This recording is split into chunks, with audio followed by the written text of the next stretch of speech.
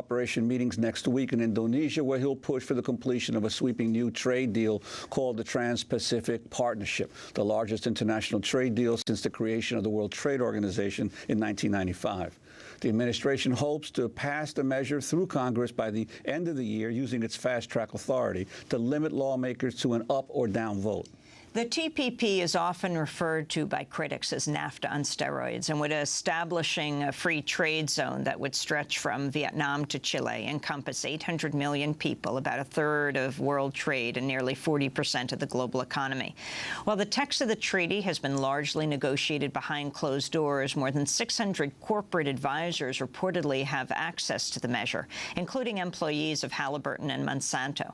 Well, for more, we're joined by Lori Wallach, Director of Public Citizens Global Trade Watch. Lori, welcome back to Democracy Now! Just explain what the TPP is. Well, one of the most important things to understand is it's not really mainly about trade. I guess the way to think about it is as a corporate Trojan horse. The agreement has 29 chapters, and only 5 of them have to do with trade. The other 24 chapters either handcuff our domestic governments, limiting food safety, environmental standards, financial regulation, energy and climate policy, or establishing new powers for corporations. For instance, there are the same investor privileges that promote job offshoring to lower-wage countries. There is a ban on buy local procurement so that corporations have a right to do sourcing, basically taking our tax dollars and instead of investing them in our local economies, sending them offshore. There are new rights to, for instance, have freedom to enter other countries and take natural resources, a right for mining, a right for oil, gas, without approval. And then there's a whole set of very worrisome issues relating to internet freedom. Through sort of the back door of the copyright chapter of TPP is a whole chunk of SOPA, the Stop Online Piracy Act, that activism around the country successfully derailed a year ago. Think about all the things that it would be really hard to get into effect as a corporation in public. A lot of them rejected here and in the other 11 countries. And that is what's bundled in to the TPP. And every country would be required to change its laws domestically to meet these rules. The binding provision is each country shall ensure the conformity of domestic laws, regulations, and procedures.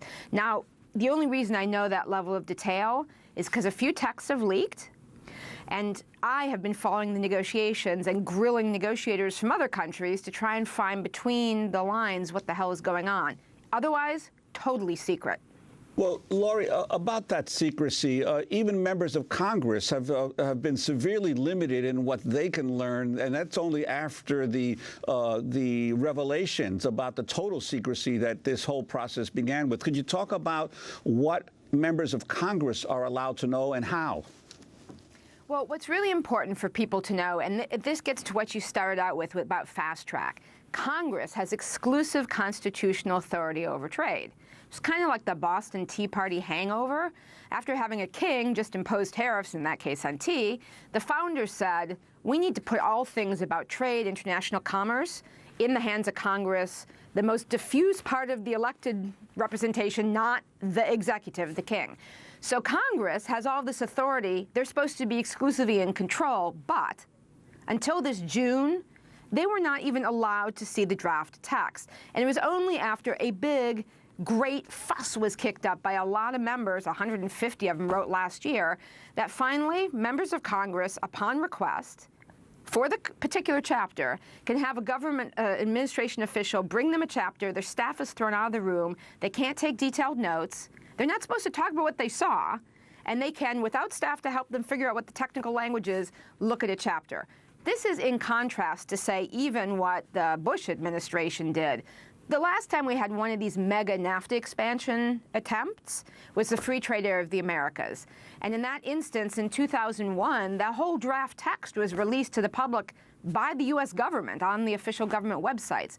So this is extraordinary secrecy, and members of Congress aren't supposed to tell anyone what they've read. So for instance, Alan Grayson, who was one of the guys who helped get the text released, Alan Grayson said, I can tell you it's very bad for the future of America. I just can't tell you why. That's obscene. This would rewrite wide swaths of our laws. And again, it's mainly not about trade. So if we had this agreement in effect, for instance, it would be a big push for fracking. Now you would say, why fracking? Because it doesn't allow us to have bans on liquid natural gas exports. Or if this were in effect, we couldn't ensure the safety of the food we feed our families. We'd have to import, for instance, fish and shrimp that we know from the limited inspection that's done is extremely dangerous from certain kinds of growing ponds that are contaminated, et cetera, in some of the TPP countries. Or, for instance, some of the financial reforms where the banksters were finally regulated would be rolled back. All of this, and it would be privately enforceable by certain foreign corporations. Let me ask you about a bill that didn't make it through Congress, but the question is it incorporated into TPP? And that's SOPA, the Stop Online Piracy Act. First, explain what it is and talk about where it fits in here.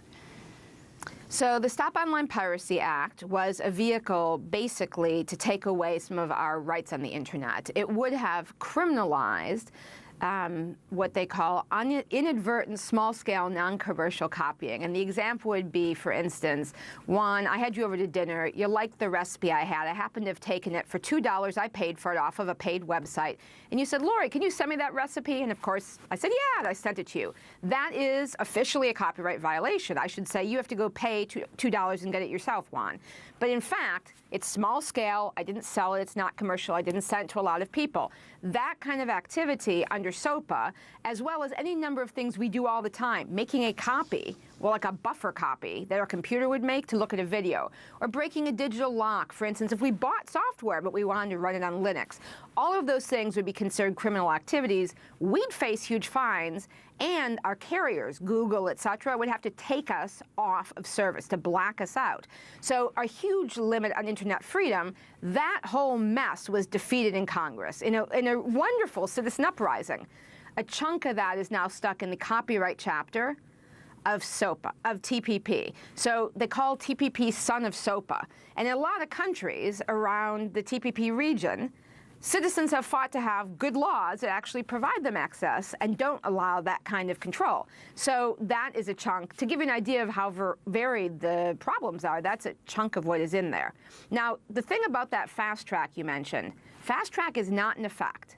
Fast track is an extraordinary delegation of Congress's authority. So if we don't want unsafe food, offshore jobs, SOPA, limits on internet freedom, the banksters getting rolled back into deregulation, we have to make sure that Congress actually maintains its constitutional authority to make sure that before this agreement can be signed, it actually works for us. Fast track's a delegation of authority. President Obama's asked for it, but it only happens if Congress gives it to him.